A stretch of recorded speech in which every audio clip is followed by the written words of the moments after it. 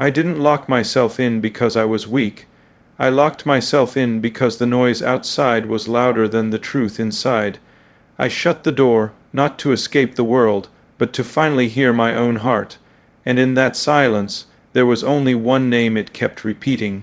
You. I thought distance would make it easier.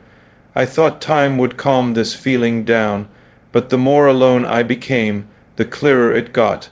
Some emotions don't fade in silence, they grow. I wasn't waiting for a message. I wasn't waiting for permission. I was waiting for you to feel what I couldn't say out loud. Because when a feeling is real, it doesn't beg. It waits, it hopes, and it trusts that the right heart will notice, even from behind a locked door when I locked the door. It wasn't an impulsive decision. It came after too many moments of pretending everything was normal when it wasn't. Too many conversations where I spoke, but didn't say what mattered. Too many days where I stayed busy just to avoid sitting with the truth. The truth was simple, but heavy. You had taken up space in my mind in a way nothing else could, and no amount of work, noise, or distraction was strong enough to push that feeling aside anymore, so I chose silence. Inside that room, time slowed down, no notifications, no expectations, no audience, just me and the thoughts I'd been avoiding. At first, it was uncomfortable. Silence always is when you're not used to listening to yourself. But slowly, discomfort turned into clarity. I realized I wasn't hiding from the world. I was confronting myself. I thought about how this feeling started, not with a dramatic moment, but with small ones. A look that lingered longer than expected. A pause in conversation that felt full instead of awkward. The way your presence didn't demand attention, yet somehow commanded it. That's how real things begin. Quietly, I replayed our interactions in my mind, not to romanticize them, but to understand them, and the more I did, the more I saw a pattern. You never tried to impress me. You never rushed closeness. You never asked for promises. You simply showed up, consistently, honestly, without pretending to be more or less than you were. That kind of authenticity disarms you. I noticed how often I'd adjusted my pace around you. How I listened more carefully, how I chose my words instead of letting them spill out. That wasn't fear, it was respect, and respect doesn't appear without reason. Inside that locked room, I stopped questioning whether this feeling was rational. Emotions don't answer to logic, they answer to truth, and the truth was that you had become someone my mind returned to when everything else felt overwhelming. I wasn't imagining it. I wasn't exaggerating it. I was acknowledging it. I also faced something uncomfortable, the fear of being seen, not the surface level fear, the deeper one, the fear that if I expressed this honestly, it would change everything. Because once you name something real, you can't undo it. That fear kept me silent longer than it should have, but silence has its limits. Eventually, it forces you to either speak or suffocate. And sitting alone, locked away from the world, I realized I was tired of carrying this quietly. I didn't need reassurance. I didn't need validation. I needed honesty. I thought about the times I'd almost said something, moments where the words reached the edge of my mouth, but never crossed it. I convinced myself it wasn't the right time, that clarity would come later, that feelings like this should be controlled, measured, postponed. But postponing truth doesn't make it disappear. It just makes it heavier. The room felt smaller as that realization settled in, not because of the walls, but because of the weight I'd been carrying inside. And for the first time, I allowed myself to admit it fully. This wasn't a passing emotion. This was attachment rooted in understanding. That distinction matters. Attachment without understanding is fragile. Attachment built on understanding is grounding. I wasn't drawn to an idea of you. I was drawn to who you were when no one was watching. To your calm, your patience, your ability to listen without trying to fix everything. Those qualities don't shout, they resonate, and resonance doesn't fade easily. As hours passed, I didn't feel lonely. I felt focused. The locked door wasn't isolating me. It was protecting the clarity I'd finally reached. I understood then that I wasn't waiting for you to notice my absence. I was waiting for you to feel the sincerity behind it. Some emotions don't need explanation. They need space. That room gave me space to understand what this truly was. Not desperation, not obsession, not fantasy. It was hope, quiet, steady, patient hope. The kind that doesn't chase, but doesn't run away either. I wasn't asking you to respond immediately. I wasn't demanding anything. I was simply choosing to stop hiding from the truth. And by the end of that first day, locked away from the world, one thing became undeniable. This feeling deserved to be acknowledged, whether or not it was returned. Because real honesty isn't conditional. It exists even when the door is closed. The second day inside that room felt different. The silence no longer resisted me, it cooperated. My thoughts weren't scattered anymore. They lined up, one after another, each leading back to the same truth I had already accepted, but hadn't fully explored. I wasn't hiding, I was waiting. Waiting isn't passive when it's intentional. It's not about doing nothing. It's about choosing not to force what isn't ready. And that distinction mattered more than I expected. I paid attention to my breathing, to how calm I felt despite the uncertainty. That calm told me something important. If this feeling were built on fear, the silence would have amplified anxiety, but it didn't. It amplified clarity, and clarity only comes from alignment. I thought about how often people confuse urgency with importance. They rush conversations. They push emotions forward too quickly. They try to extract answers before understanding the question. I'd done that before, and it always led to regret. This time, I refused to repeat that pattern. You weren't something to rush toward. You were someone to approach carefully. That's when I realized why locking myself in felt right. The world outside thrives on reaction. Inside that room, there was room for intention. No one was watching. No one was judging my pauses or my silence. And without an audience, honesty became easier. I examined my own role in this more closely. I asked myself hard questions. Was I being fair? Was I projecting expectations you never agreed to carry? Was I confusing emotional depth with emotional dependency? Those questions mattered, and the answers surprised me. I didn't feel entitled to your attention. I didn't expect anything in return. I wasn't building a future in my head and asking reality to match it. What I felt was simpler and stronger. I respected you. Respect changes how desire behaves. It slows it down. It makes it considerate. It makes you aware that another person's inner world is not something you're allowed to rush into. That awareness kept me grounded. I replayed moments again, but this time with honesty rather than longing. I noticed how you never leaned on drama to be understood. How you didn't exaggerate emotions to be noticed. How you trusted silence as much as words. Those things don't attract impulsive attachment. They attract thoughtful connection. That's why this felt steady. I realized that if you never noticed, if you never felt what I felt, I would still respect the process I chose. Because choosing patience over pressure says something about who you are, regardless of outcome. That realization was freeing. For the first time, I wasn't measuring success by response. I was measuring it by integrity. By whether I was acting in a way that aligned with my values rather than my impulses. And inside that room, stripped of distraction, my values were clear. I don't chase what I respect. I create space for it.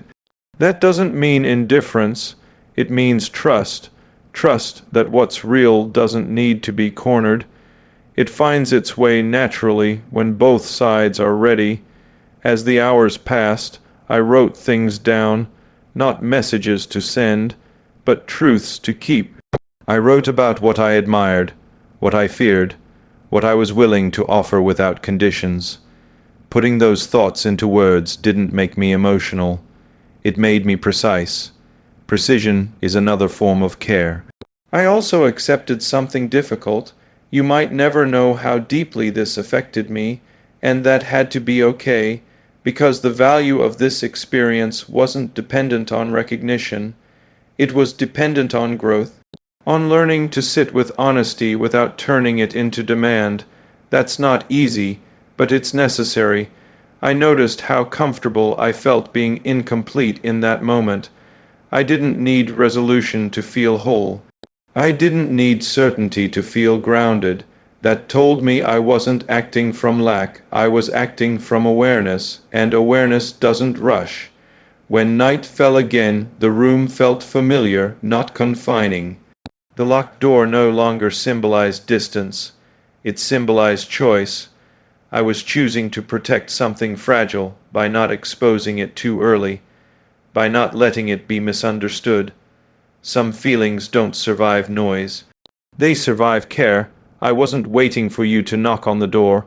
I wasn't hoping for a dramatic moment. I was simply allowing the truth to exist without interference, and in doing so, I learned something about myself. I'm capable of patience without bitterness, hope without pressure, feeling without control. That balance isn't common. By the end of that second day, I understood why this had to unfold the way it did. If I had spoken too soon, I would have questioned myself later. If I had rushed expression, I would have doubted its sincerity. Now, there was no doubt. I wasn't locked in because I wanted attention. I was locked in because I wanted honesty to mature before being seen. And if you were meant to feel this, truly feel it, you wouldn't need words or explanations. You'd notice it in the silence, just like I did. By the third day, the silence had stopped feeling like an absence and started feeling like a presence. It sat with me steady and patient, no longer asking questions, only listening. That's when I understood something deeper about what I was doing. I wasn't isolating myself to be noticed. I was isolating myself to make sure what I felt was real. Because real feelings don't collapse under time. They don't weaken when left alone with your thoughts. If anything, time either clarifies them or exposes them, and what I felt only became clearer. I began to see how easily people confuse expression with honesty. They speak quickly, reveal everything at once, hoping volume will compensate for uncertainty. I didn't want that. I didn't want to overwhelm you with words that hadn't been tested by silence. Silence tests truth. Inside that room, there was no performance, no version of myself shaped for approval, just the raw rhythm of my thoughts, moving slowly enough for me to examine them. And every time I did, they returned to the same place, not with urgency, but with certainty. I thought about how connection really forms, not through constant communication, but through understanding, through knowing when to step back instead of forward, through restraint that comes from respect, not fear. That's what this was becoming. I noticed how calm my body felt even as my mind stayed focused. There was no tension, no restlessness that told me I wasn't acting from anxiety. Anxiety creates impatience. This created steadiness. Steadiness doesn't beg. I asked myself a difficult question. If nothing ever comes from this, would it still matter? The answer came quickly, yes, because this experience wasn't about outcome. It was about alignment, about learning that I could hold something meaningful without trying to control it. That lesson alone was valuable regardless of what happened next. I reflected on how often I'd mistaken intensity for depth in the past. Loud emotions, immediate attachment, fast promises. Those things feel powerful in the moment, but they rarely last. What I was feeling now didn't surge, it settled. And what settles tends to stay. I realized that what connected me to you wasn't fantasy or projection. It was how you moved through moments, how you listened without interrupting, how you didn't rush to fill silence, how you respected boundaries without needing them explained. Those are quiet signals, but they speak volumes. Inside that locked room, I didn't feel cut off from you. Strangely, I felt closer, not because of proximity, but because of clarity. I wasn't imagining conversations or rehearsing confessions. I was simply understanding my own position. And my position was this: I cared deeply, but responsibly. That balance is fragile. Care without responsibility becomes pressure. Responsibility without care becomes distance. Holding both at once requires patience, and patience requires confidence. I noticed something else too. I wasn't afraid of rejection in the way people usually are. I wasn't afraid of hearing no. I was afraid of speaking before I was ready to accept any answer with grace. That's a different kind of fear, and a healthier one. I didn't want to speak from need. I wanted to speak from truth. As the day passed, I found myself less focused on what I would say and more focused on who I needed to be. Someone calm, someone honest, someone prepared to respect your response, whatever it might be. That realization changed everything. I understood then that this locked room wasn't a wall between us. It was a threshold, a place I needed to pass through before stepping forward honestly. If I left too soon, I'd carry uncertainty with me. If I stayed too long, I'd turn clarity into avoidance. So I stayed just long enough. I let the feeling breathe. I let it exist without commentary, without judgment, without demand.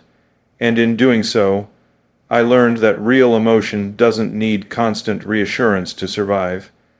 It just needs acknowledgement.